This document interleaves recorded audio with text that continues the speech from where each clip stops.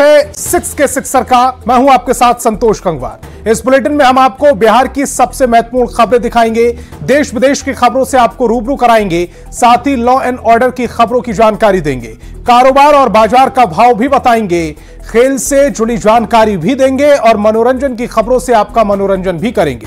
तो चलिए बुलेटिन की शुरुआत करते हैं बिहार की सबसे महत्वपूर्ण खबर के साथ।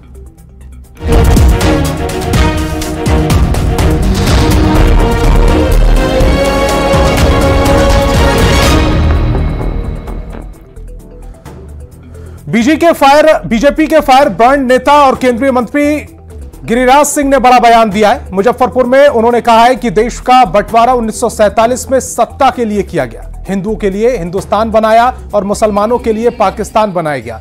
अगर सभी मुसलमान पाकिस्तान चले गए होते तो आज हमारे अपने देश में हमारी बेटी सुरक्षित होती, लव जिहाद नहीं होता, दुर्गा मंदिर के बाहर हंगामा नहीं होता, रामनवमी जुलूस में कोई पत्थर नहीं फेंकता। गिरिराज सिंह फैंस क्लब की ओर से आयोजित फलाहार में केंद्रीय मंत्री पहुंचे थे। पूर्वजों से भूल यही हुई कि आपने अगर सत्ता के लिए देश को टुकड़े किया,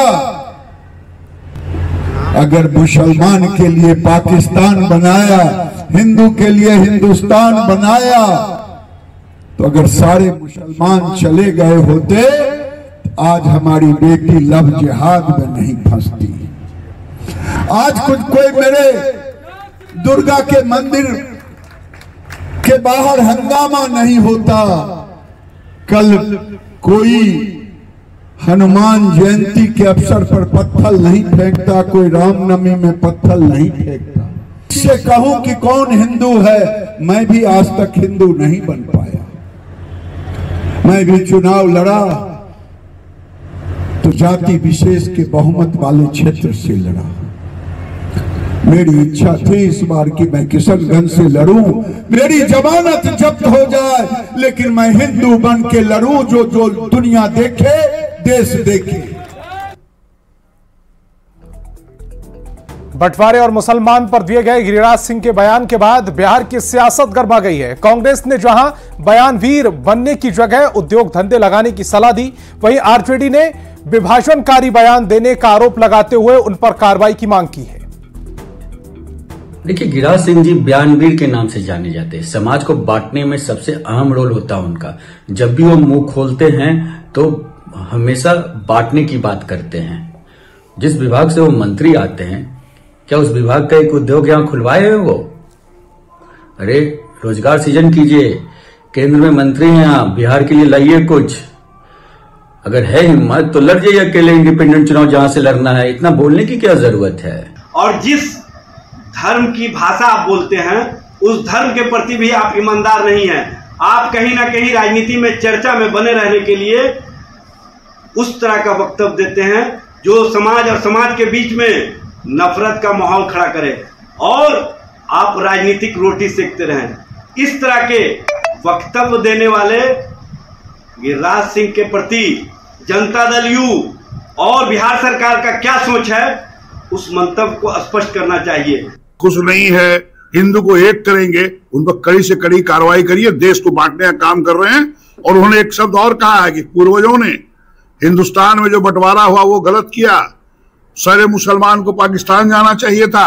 ये क्या मतलब है? इन पर कड़ी से कड़ी कार्रवाई आदरणीय नरेंद्र मोदी प्रधानमंत्री देश के हैं और सभी हिंदू मुसलमान भाई के हैं।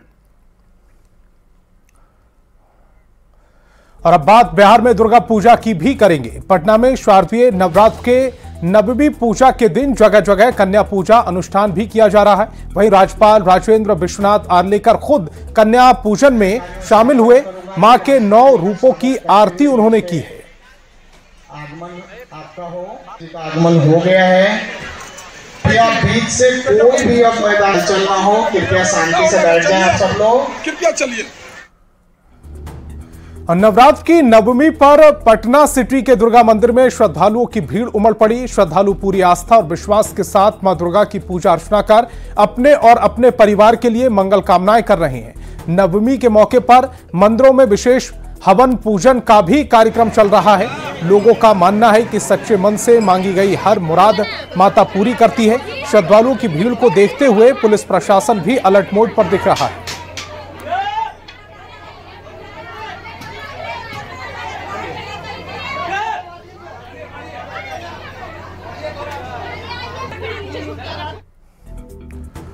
और पटना के बीएमपी में जवान नवरात्र में मां दुर्गा की आराधना करते हुए सशस्त्र पूजा कर रहे हैं। शस्त्र की पूजा करने वाले जवान कहते हैं कि इन शस्त्र का इस्तेमाल हम देश के दुश्मनों के खिलाफ करते हैं। यही हथियार हम लोगों की रक्षा कराता है, इसीलिए हम लोग इसकी पूजा विधि विधान के साथ करते हैं।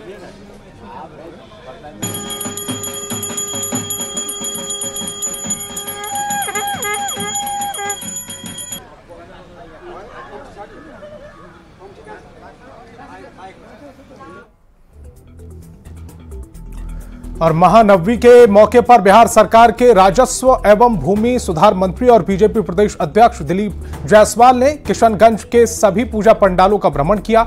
इस दौरान रुईधासा टाउन क्लब पहुंचे, जहां क्लब के सदस्यों ने अंग वस्त्र से उनको सम्मानित किया है। मंत्री ने मां दुर्गा की पूजा अर्चना की और बिहार वासियों की पूजा की हार्दिक शुभकामनाएं भी दी।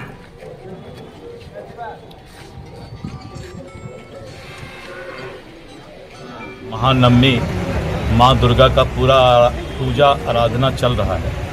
माता दुर्गा से हम लोग प्रार्थना करते हैं कि हे माँ, सभी को सुखी रखना, स्वस्थ रखना, समाज में सब अच्छा रहे, सब एक दूसरे के सुख दुख के काम आए, यही कामना माँ से करते हैं।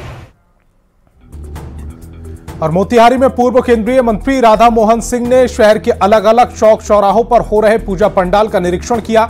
मां भगवती से सभी के बेहतर स्वास्थ्य की कामना की और कहा कि जिला प्रशासन ने बेहतर स्वास्थ्य व्यवस्था की है, जिससे लोगों के किसी तरह की कोई परेशानी ना हो।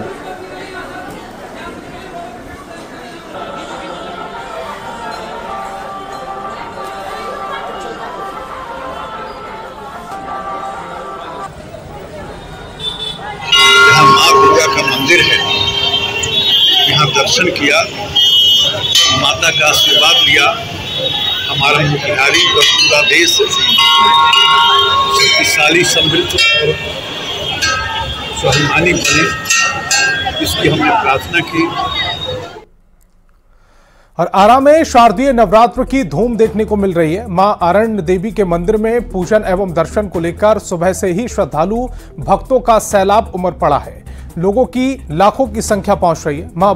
भक्त मां देवी के दर्शन के लिए पहुंच रहे हैं। मां आरण्य देवी की प्रतिमा और मंदिर परिसर को फूलों से सजाया गया है, जिसको देखते हुए भक्तगण माता के दरबार में पहुंच रहे हैं। माता रानी का भव्य मंदिर बन रहा है, मंदिर निर्माण में अपना दान और दरभंगा में दो नार चौक के पास इस्कॉन मंदिर जयपुर की तरह दुर्गा पूजा पंडाल बनाया गया है। सभी कलाकार कोलकाता से यहां आए हैं और एक महीने की मेहनत से पंडाल को तैयार किया गया। पंडाल करीब 100 फीट ऊंचा है, जिसकी लागत लगभग 12 लाख बताई जा रही है। वीआईपी रोड में दोनार रोड के पास बने इस पूजा पंडाल की जगह है पहले यहां पक्का मंदिर था, जिसे अतिक्रमण के नाम पर हटा दिया गया था। यहाँ साल 1976 से पूजा हो रही है। पंडाल में मूर्तियों को बहुत खूबसूरती से सजाया गया है। उनके बीच 4 महिला गुंबद बनाया गया है। हमारा पूजा समिति दरभंगा में बहुत पुराना पूजा समिति है।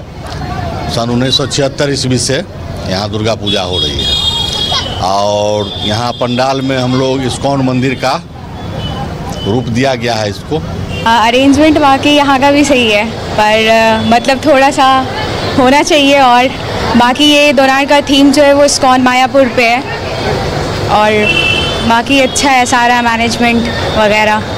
माँ का प्रतिमा बहुत ज़्यादा ही सुंदर है।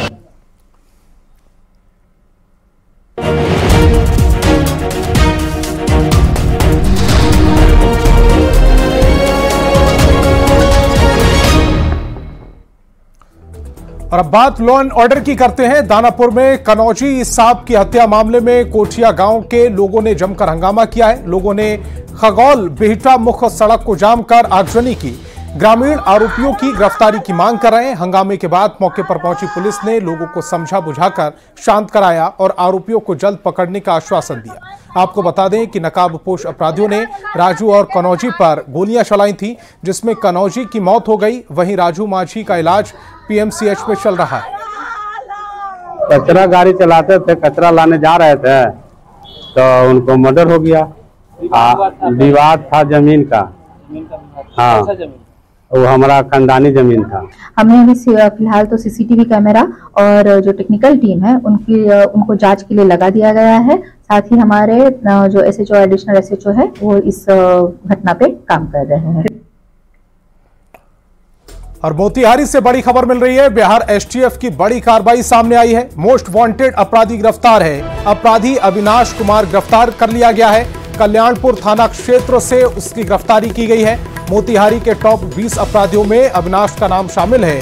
कई दिनों से पुलिस उसकी तलाश कर रही थी और आखिरकार अब पुलिस के हाथ बड़ी कामयाबी लगी है।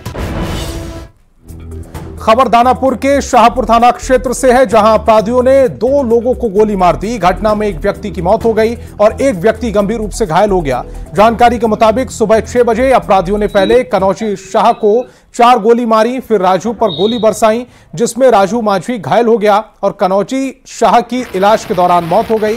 राजू माझी का पीएमसीएच में इलाज चल रहा है।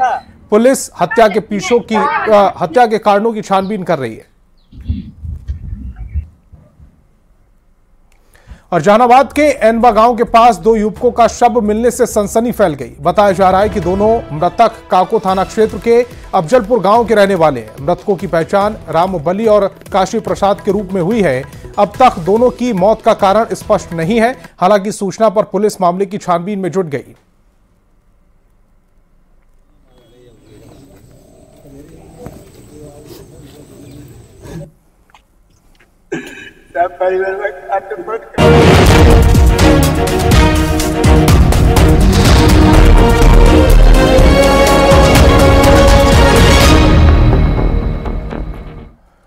और अब बात देश विदेश की करते हैं। प्रधानमंत्री नरेंद्र मोदी ने सोशल मीडिया पर पोस्ट कर लोकनायक जयप्रकाश नारायण को नमन किया। प्रधानमंत्री ने वीडियो पोस्ट कर लिखा, लोकनायक जयप्रकाश नारायण को उनकी जयंती पर मेरी आदरपूर्ण श्रद्धांजलि। उन्होंने देश और समाज में सकारात्मक परिवर्तन के लिए अपना जीवन समर्पित कर दिया। उनका व्यक्तित्व और आदर्श हर पीढ़ी के लिए प्रेरणा स्रोत बन रहा है।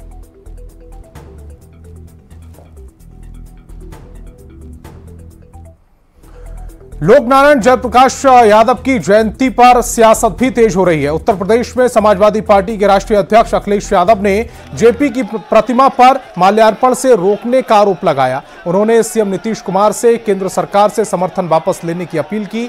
इस सियासत गरमाती हुई दिख रही है। जेडीयू के राष्ट्रीय प्रवक्ता राजीव रंजन ने अखिलेश यादव पर जेपी के सिद्धांतों को याद दिलाते हुए तंज कसा। आरजेडी ने अखिलेश यादव को रोके जाने को लोकतंत्र के खिलाफ उठाया गया कदम बताया। वहीं बीजेपी ने आरोप लगाया है कि सपा अध्यक्ष का मानसिक संतुलन बिगड़ गया है। और उत्तर प्रदेश के पूर्व मुख्यमंत्री और समाजवादी पार्टी के मुखिया अखिलेश यादव ने बिहार के मुख्यमंत्री नीतीश कुमार से मोदी सरकार से समर्थन वापस लेने का आग्रह किया है। जेपी सेंटर में जयप्रकाश नारायण की मूर्ति पर माल्यार्पण करने से रोके जाने के बाद अखिलेश यादव ने कहा कि बहुत सारे समाजवादी लोग केंद्र सरकार में नरेंद्र मोदी की सरकार चलवा रहे हैं। यही मौका है कि नीतीश कुमार नरेंद्र मोदी की सरकार से अपना समर्थन वापस ले लें। कि बहुत सारे लोग समाजवादी लोग सरकार में हैं, जो सरकार को चलवा रहे हैं। बिहार के मुख्यमंत्री जी भी हैं समय समय पर, जननायक जयप्रकाश जी, उनके बारे में और उन्हीं के आंदोलन से वो निकले हैं। ये मौका मिला है उन्हें भी कि ऐसी सरकार जो समाजवादियों को जयप्रकाश जयंती के दिन याद नहीं करने दे रही है, उस सरकार से समर्थन वापस ले लें। और इसी बीच बड़ी खबर आ रही है। हरियाणा के मुख्यमंत्री का शपथ ग्रहण की जो तारीख थी वो तय हो गई है। 15 अक्टूबर को पंचकुला में शपथ ग्रहण होगा। परेड ग्राउंड में नायब सैनी शपथ लेते हुए एक बार फिर दिखेंगे। प्रधानमंत्री मोदी इस शपथ ग्रहण में शामिल होंगे। कई राज्यों के सीएम को भी न्योता दिया गया है, वो भी इस शपथ ग्रहण में शामिल होंगे। तो 15 अक्टूबर को पंचकुला में शपथ ग्रहण होगा। परेड ग्राउंड में नायब सैनी शपथ लेते हुए सुनाई देंगे, दिखाई देंगे।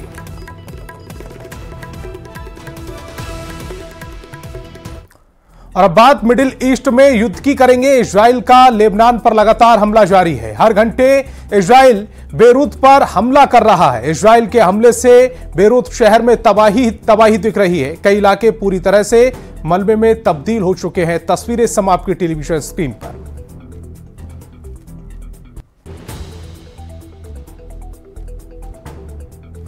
नोबेल शांति पुरस्कार 2024 की घोषणा हो चुकी है। जापान की संस्था को यह शांति पुरस्कार इस बार दिया जाएगा। जापान की संस्था न्योहोन हिडानक्यो को शांति का नोबेल पुरस्कार दिया जा रहा है। परमाणु हथियारों के खिलाफ मुहिम के लिए यह नोबेल पुरस्कार उन्हें दिया जाएगा।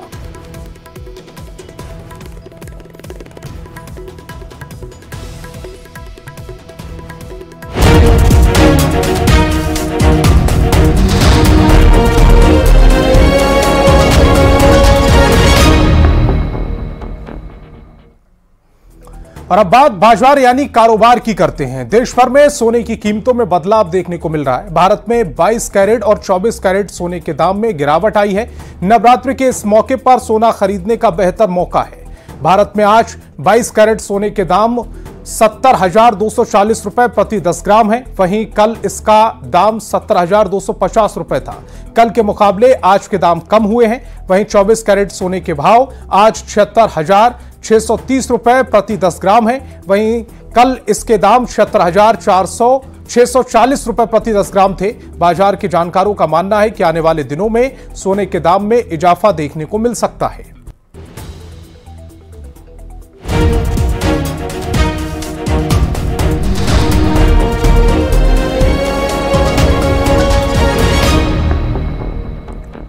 और अब बात खेल जगत की करते हैं। भारत और बांग्लादेश के बीच खेले गए दूसरे टी20 मुकाबले में टीम इंडिया ने शानदार जीत दर्ज की। 3 मैचों की टी20 सीरीज पर भी भारत ने अपना कब्जा जमा लिया। पहले टी20 के बाद भारत ने बांग्लादेश को लगातार दूसरे टी20 में भी हराया। भारत को बांग्लादेश के खिलाफ एक मैच और खेलना है। आपको बताएं कि भारत और बांग्लादेश के बीच तीसरा टी20 मुकाबला 12 अक्टूबर यानी कल खेला जाएगा। यह मैच हैदराबाद के राजीव गांधी इंटरनेशनल स्टेडियम में होगा। भारत इस मुकाबले में बांग्लादेश को हराकर क्लीन स्वीप करना चाहेगा। बांग्लादेश इससे पहले टेस्ट सीरीज भी गंवा चुका है।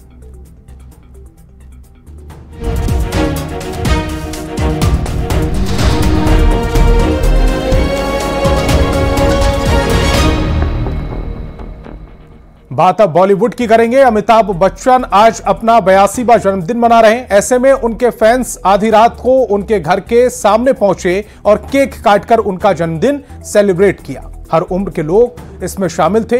कई सारे छोटे बच्चे भी अमिताभ बच्चन के घर के बाहर खड़े दिखाई दिए। आपको बताएं कि अमिताभ बच्चन बॉलीवुड के सबसे सफल अदाकार में से एक हैं। वो इंजीनियर या एयरफोर्स में जाने का सपना देखा करते थे, लेकिन किस्मत उन्हें बॉलीवुड इंडस्ट्री में ले आई। बॉलीवुड में उन्हें अब तक 55 साल हो चुके हैं और इन 55 सालों में बिग बी ने 200 से ज्यादा फिल्में की हैं। उनकी एक्टिंग के लोग आज भी कायल हैं।